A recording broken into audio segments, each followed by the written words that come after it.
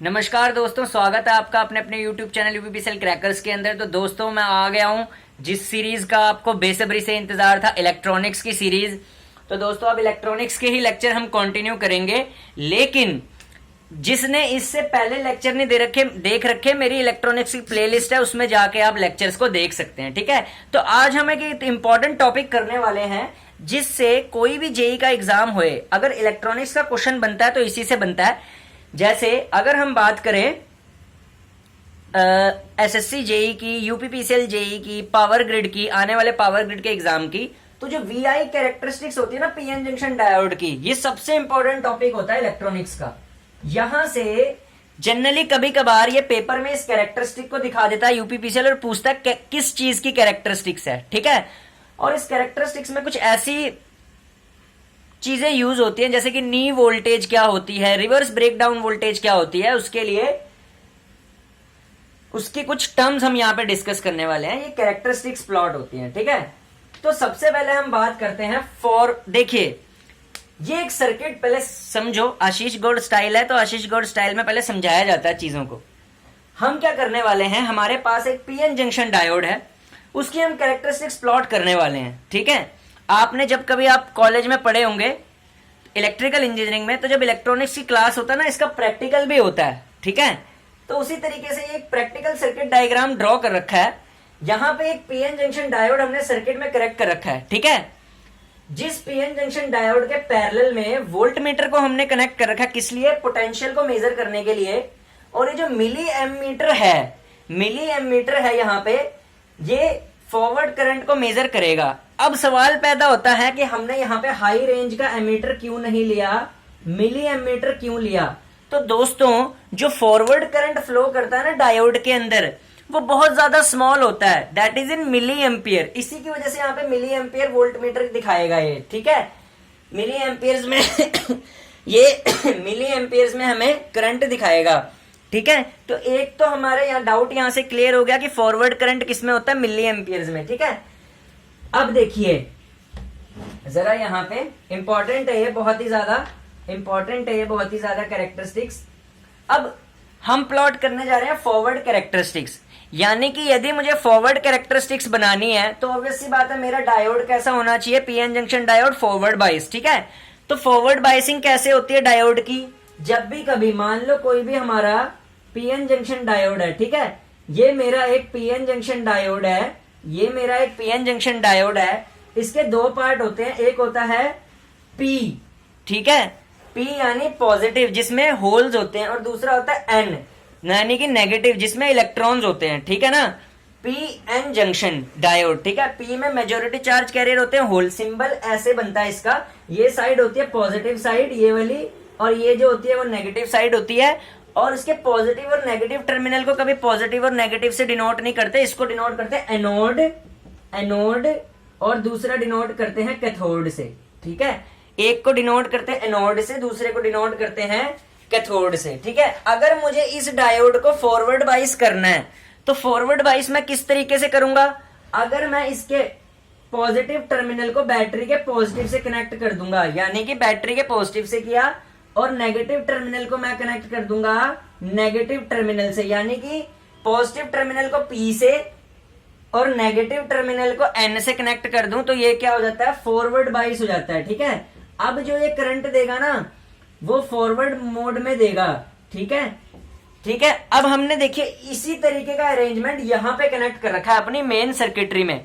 बस यहां पे क्या किया, वोल्ट मीटर और एमीटर जोड़ दिया। ये देखो बैटरी का पॉजिटिव टर्मिनल कनेक्ट है इस साइड से, पी साइड से, और नेगेटिव टर्मिनल ये देखो माइनस डाल रखा है, ये कनेक्ट है हमारा इस तरफ की, इस साइड को, किस साइड को, नेगेटिव साइड को। अब ये हो गया फॉरवर्ड बाइस। अब जैसे जैसे हम यहां से वोल्टेज को देखिए, ये ग्राफ प्लॉट होता है। कैरेक्टरिस्टिक्स का क्या मतलब होता है, हम इंजीनियर हैं, इंजीनियर प्लॉट करते हैं हमेशा कैरेक्टरिस्टिक्स। अब ये कैरेक्टरिस्टिक्स होती क्या है? कैरेक्टरिस्टिक्स को हम बोलते हैं ग्राफ को ही कैरेक्टरिस्टिक्स बोलते हैं। अब सवाल पैदा होता है कि हम इंजीनियर कैरेक्टरिस्टिक्स प्लॉट्स क्यों करते हैं? कैरेक्टरिस्टिक्स को प्लॉट करने का सबसे बड़ा मतलब होता है किसी चीज का एनालिसिस करना, बिहेवियर चेक करने के लिए प्लॉट करी जाती है कैरेक्टरिस्टिक्स। नहीं तो मैं क्या जरूरत थी ग्राफ प्लॉट करने की? इंजीनियर को ग्राफ प्लॉट करने की क्या जरूरत है? ग्राफ हमेशा बताता है कि एक पर्टिकुलर डिवाइस किस तरीके से बिहेव करता है, इसलिए हम प्लॉट करते हैं। अब जरा देखिए होता क्या है, जरा नजरें गड़ाए रखना। आज के बाद से ना जिसने ये लेक्चर देख लिया उसको फॉरवर्ड कैरेक्टरिस्टिक अभी याद हो जाएंगी। मेरा तरीका ऐसा है, अभी याद हो जाएगा आपको सब कुछ। अब जरा देखना क्या होता है, जैसे जैसे स्टार्टिंग में ये 0 पॉइंट है, जैसे जैसे हम फॉरवर्ड वोल्टेज को इंक्रीज करेंगे ना, ये देखो यहां से मैं फॉरवर्ड वोल्टेज बढ़ा रहा हूं। ये कट इन वोल्टेज क्या है मैं भी समझाऊंगा। पहले देखिए धीरे धीरे मैंने फॉरवर्ड वोल्टेज बढ़ाई। ये फॉरवर्ड वोल्टेज है वोल्ट्स में इधर को, ठीक है, यहां पे मैंने डिनोट कर दिया। और ये हमारा फॉरवर्ड करंट है, ठीक है। अब जैसे जैसे मैंने फॉरवर्ड वोल्टेज को बढ़ाना शुरू किया, करंट जो होगा ना आप देख रहे होंगे बहुत ही धीरे धीरे धीरे चल रहा है। इतना कम क्यों चल रहा है? क्योंकि स्टार्टिंग में ये वोल्टेज हमारी सफिशिएंट नहीं है डिप्लीशन रीजन को तोड़ने के लिए, अंदर डिप्लीशन रीजन को कम करने के लिए, ठीक है। डिप्लीशन रीजन होता है डायोड के अंदर, सबको पता होता है, यानी कि जो कि करंट को बहने नहीं देता, ठीक है। अभी डायोड में जैसे जैसे वोल्टेज कम है, यानी कि डिप्लीशन रीजन से जैसे जैसे वोल्टेज कम है, तो देखिए करंट भी कितना कम फ्लो कर रहा है, ठीक है। तो स्मॉल करंट फ्लो करता है बहुत ज्यादा, ठीक है। यहां पे क्या लिख देंगे, यहां तक जैसे जैसे हमारी वोल्टेज बढ़ी कट इन वोल्टेज से पहले, ठीक है, कट इन वोल्टेज से पहले बहुत ही ज्यादा स्मॉल फॉरवर्ड करंट फ्लो करता है, स्मॉल फॉरवर्ड करंट फ्लो करता है, ठीक है। यानी कि अभी डिप्लीशन रीजन पूरी तरीके से करंट को फ्लो करने नहीं दे रहा। अब जैसे जैसे मैं वोल्टेज को इस कट इन वोल्टेज तक बढ़ा दूंगा, ये फॉरवर्ड वोल्टेज को, ये रही कट इन वोल्टेज, ये रहा इसका ये पॉइंट, कट इन वोल्टेज तक जैसे ही मैं फॉरवर्ड वोल्टेज को बढ़ा दूंगा, डायोड का जो डिप्लीशन रीजन होगा, ठीक है, वो बहुत ज्यादा रिड्यूस हो जाएगा और एकदम करंट इंक्रीज करना शुरू कर देगा एक्सपोनेंशियली राइजिंग पे, ठीक है। यानी कि याद रखना डायोड का जो फॉरवर्ड करंट होता है ना, पहले धीरे धीरे धीरे करते हुए एक टाइम आता है कट इन वोल्टेज, ठीक है, जिस पे ये नी वोल्ट,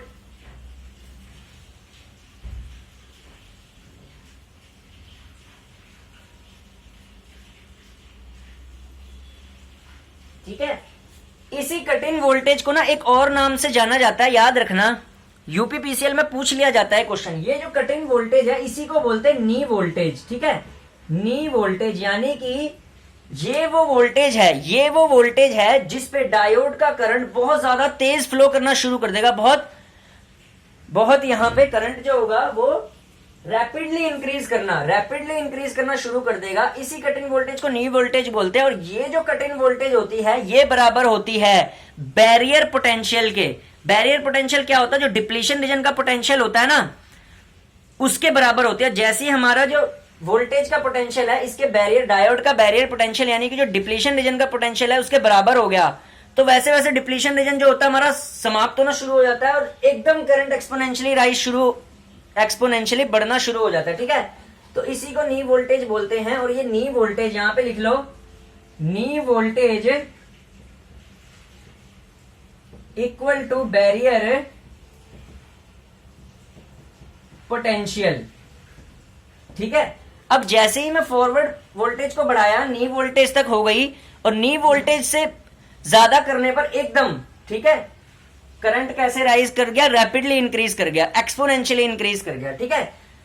अब सवाल आपके मन में ये आएगा, ये जो बैरियर पोटेंशियल है क्या ये हर डायोड के लिए सेम रहेगा? नहीं, इसकी एक अपनी पर्टिकुलर वैल्यू होती है, वो लिखवाने जा रहा हूं, पेपर में क्वेश्चन आता है।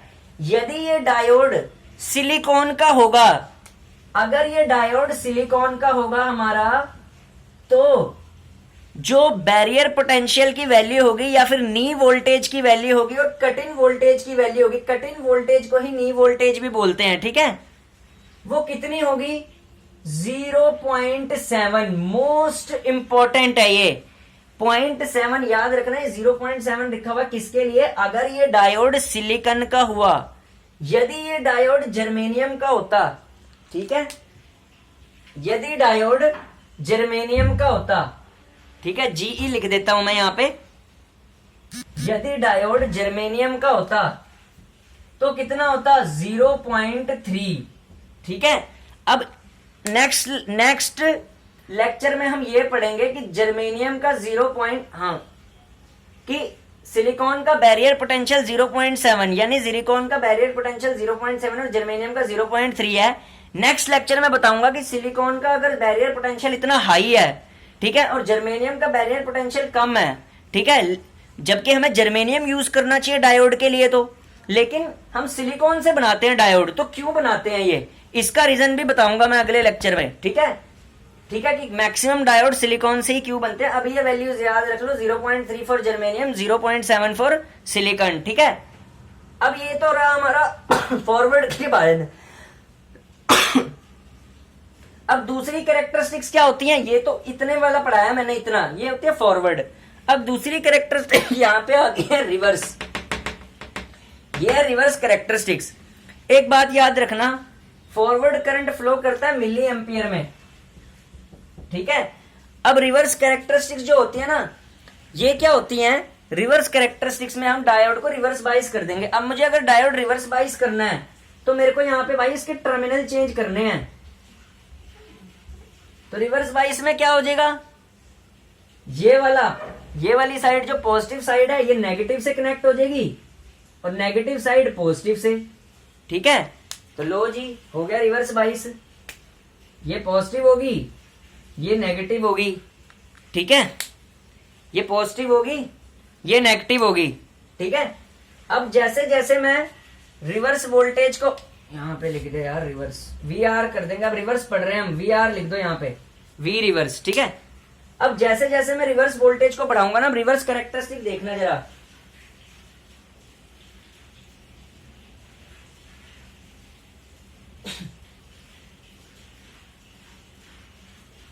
ये तो नहीं मेरे पास रिवर्स वोल्टेज, ठीक है, ये रिवर्स वोल्टेज है, ये रिवर्स करंट है, ठीक है, आईआर। अब क्या होता है, जैसे जैसे मैं रिवर्स वोल्टेज को बढ़ाता जाऊंगा, ठीक है, समझना जरा। अब रिवर्स बाइस हो गया, जैसे जैसे मैं रिवर्स वोल्टेज को बढ़ाता जाऊंगा, जैसे जैसे मैं रिवर्स वोल्टेज को बढ़ाता जाऊंगा, तो क्या होगा, धीरे धीरे ना एक रिवर्स करंट फ्लो करना शुरू करेगा। रिवर्स्ड बाइस में कैसा करंट फ्लो करता है, ये रिवर्स बाइस का केस है। अब हम क्या पढ़ रहे हैं, रिवर्स्ड बाइस का केस। ठीक है, टर्मिनल चेंज कर दिए मैंने यहाँ पे, ठीक है, रिवर्स बाइस पढ़ रहे हैं हम। ठीक है, रिवर्स बाइस की कैरेक्टरिस्टिक्स ये हैं, ठीक है, ये हैं, फॉरवर्ड बाइस की ये थी। ठीक है, ठीक है, सेम सर्किट में ही समझा रहा हूं मैं, टर्मिनल चेंज कर दिया, इतना ही करना होता है। ठीक है, अब रिवर्स बाइस में क्या हुआ, जैसे जैसे मैं रिवर्स वोल्टेज को बढ़ाता जाऊंगा ना, तो रिवर्स करंट फ्लो करना शुरू हो जाएगा। ये रिवर्स करंट जो फ्लो करता है ना, ये डायोड में फ्लो करता है माइनॉरिटी चार्ज कैरियर्स की वजह से, माइनॉरिटी चार्ज कैरियर्स की वजह से। ठीक है, ठीक है, माइनॉरिटी चार्ज कैरियर्स की वजह से फ्लो करता है ये। और ये जो रिवर्स करंट होता है ना, बेसिकली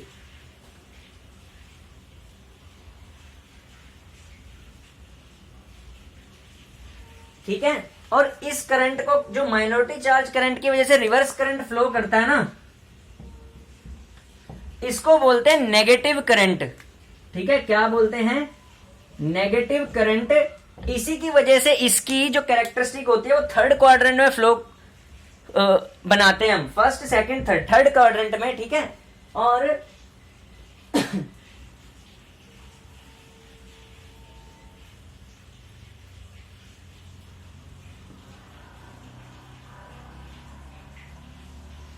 ठीक है, अब देखोगे यहां पे जरा, अब जरा देखो, जैसे जैसे मैं रिवर्स वोल्टेज को बढ़ा रहा हूं ना, जैसे जैसे मैं रिवर्स वोल्टेज को बढ़ा रहा हूं, करंट मेरा बढ़ नहीं रहा, कांस्टेंट रह रहा है, देखो यहां तक। ठीक है, धीरे धीरे कांस्टेंट रह रहा है। ठीक है, रिवर्स कैरेक्टरिस्टिक्स में जैसे जैसे मैंने वोल्टेज बढ़ाई, करंट देखो बढ़ नहीं रहा, ये रिवर्स करंट है ना, ये ऐसे ऐसे ऐसे ऐसे ही जा रहा है। ठीक है, क्यों, क्योंकि रिवर्स करंट जो होता है ना, रिवर्स करंट कभी भी ये वोल्टेज पे डिपेंड नहीं करता, ये किस पे डिपेंड करता है, माइनॉरिटी चार्ज कैरियर्स पे। और माइनॉरिटी चार्ज कैरियर्स का करंट किस पे डिपेंड करता है, टेम्परेचर पे। किस पे डिपेंड करता है, टेम्परेचर पे। ठीक है, अब समझना, यदि यहाँ पे टेम्परेचर कांस्टेंट है और जैसे जैसे मैं वोल्टेज को बढ़ा रहा हूं, तो देखिए रिवर्स करंट जो है, इधर ये रिवर्स वोल्टेज बढ़ी, रिवर्स करंट अपना अपना कांस्टेंट है, देखिए बढ़ नहीं रहा, अपनी ही जगह पे है रिवर्स करंट, ठीक है। क्यों? क्योंकि रिवर्स करंट डिपेंड करता है माइनॉरिटी चार्ज कैरियर्स पे, और इसको ये टेम्परेचर पे डिपेंड करता है, ठीक है।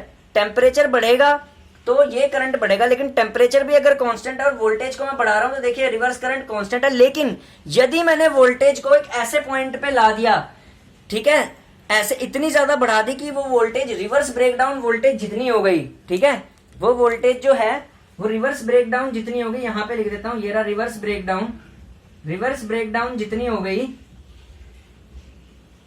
ये वोल्टेज यदि रिवर्स ब्रेकडाउन जितनी होगी, या रिवर्स वोल्टेज अगर रिवर्स ब्रेकडाउन जितनी होगी, तो एकदम से ये देखो हैवीली करंट फ्लो करना शुरू कर देगा डायोड से, ठीक है। हैवीली करंट फ्लो कर देगा, इसको बोलते हैं रिवर्स ब्रेकडाउन वोल्टेज, ठीक है। क्योंकि यहां पे मैंने इतनी ज्यादा वोल्टेज बढ़ा दिया है कि ब्रेकडाउन हो गया जंक्शन का। अब स्टार्ट करंट हो गया फ्लो करना रिवर्स डायरेक्शन में, ये देखो तेजी से करंट फ्लो करना शुरू हो गया। ये देखिए यहां से लेके यहां तक जो रिवर्स करंट था वो कांस्टेंट था पहले। क्यों? क्योंकि भाई वो डिपेंड कर रहा था टेम्परेचर पे, क्योंकि वोल्टेज में बढ़ाऊंगा तो करंट तो कांस्टेंट रहेगा ना, करंट तो डिपेंड ही नहीं कर रहा वोल्टेज पे। लेकिन जैसे ही मेरी ये रिवर्स वोल्टेज इस ब्रेकडाउन वोल्टेज के बराबर होगी, ब्रेकडाउन का मतलब ब्रेकडाउन हो गया जंक्शन पे, एकदम से मेरा रिवर्स करंट देखो बढ़ना शुरू हो गया, और इस वोल्टेज को बोलते हैं रिवर्स ब्रेकडाउन वोल्टेज, ठीक है। तो ये जो रिवर्स ब्रेकडाउन वोल्टेज होती है रिवर्स बाइस में होती है, ठीक है। और होता क्या है,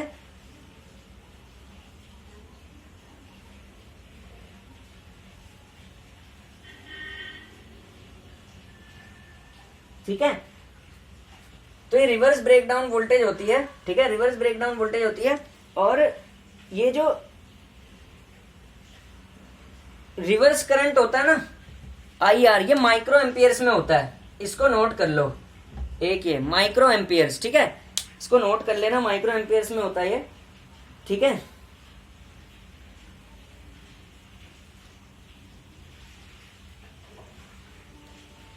और रिवर्स ब्रेकडाउन वोल्टेज जो होती है ना इस डायोड की, वो कितनी होती है, 50 से, रिवर्स ब्रेकडाउन वोल्टेज जो होती है